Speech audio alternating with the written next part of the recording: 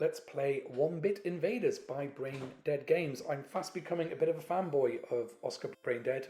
Previously reviewed 1-Bit Pac-Man Zen on this channel. Go and check that out. Solid Pac-Man game, as well as his really wonderful Jetpack homage. Fantastic games, both. So I'm excited to play 1-Bit Invaders. It's got 4 difficulty modes. Very hard. Normal. I'm going to go easy on myself with normal. Easy is actually a really nice mode, by the way. It's a different sort of flavour.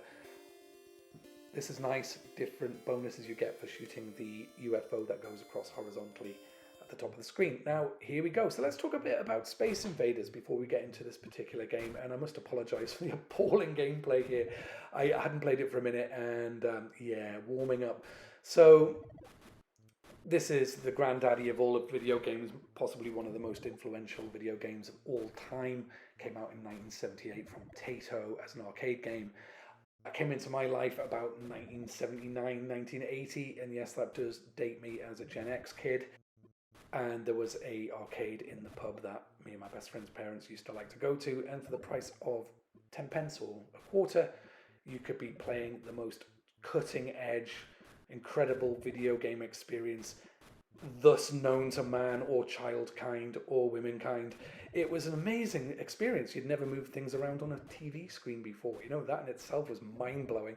And it was a good game too. You know, it grossed something like $13 billion in today's money, which is just absolutely bonkers. I mean, it's one of the highest grossing, if not the most highest grossing video game ever. And for good cause. It was really, really fun, very Moorish, hypnotic, I remember. So here we are in 2023. This was made in 22. And as you can see, it is not exactly the same as the original Space Invaders, but I'll say this straight up, it's better. It's a better game. It's more fun. For this particular device, your arsenal, that giant ball of pain that you dish out to the aliens there, is nice and big and round, and that's really important on this tiny screen. It's very clear. Everything's solid technically, you know, the collision detection, the movement, the speed of the bullets going to and forth, absolutely perfect, pleasing to play. The aliens, deadly lasers that they're raining down on you there are nice and chunky. If you hit one, it's because you're not thinking and you're just not playing well, and that's what makes it a video game, right? It makes it good fun. Well done. I hardly think so. I scraped through.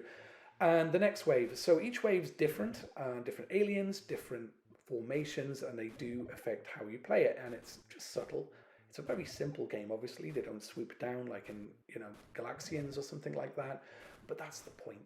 And it's quite challenging. I'm sure very hard mode would be ridiculous. I'm going to go and try it out. But as it stands, it's a really good retro Space Invaders style game. If you are a retro head, you're going to love this, especially if you have a Playdate. It's great to have this in your pocket alongside all the other goodies. You now have a really solid Space Invaders. And it's better than Space Invaders, as I say. It's just a bit more nippy.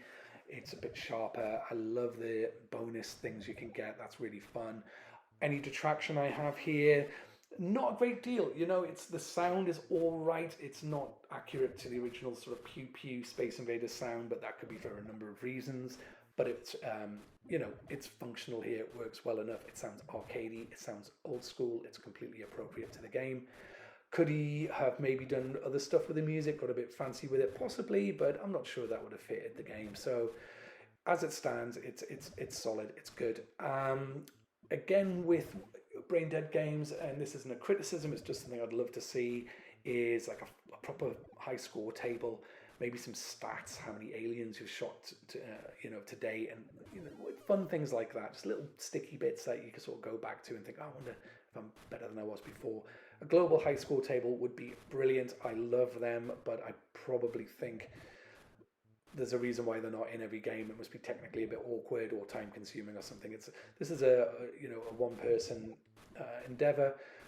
Definitely worth checking out this game if you like retro games, if you just like shooter games, or if you just fancy something a bit old school on your Playdate, then this is a wonderful investment of $2.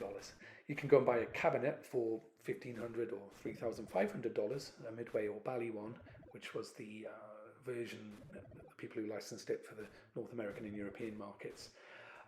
But you can get this for $2 and it's well worth your money. And the developer seems really engaged in his audience. He reacts to comments and suggestions with grace and changes games and adds things and just seems to really care. I think that's worth $2 in itself. So go out and get this. It's a really fun Space Invaders game and I'm so happy to have it on the Playdate. It is a winner.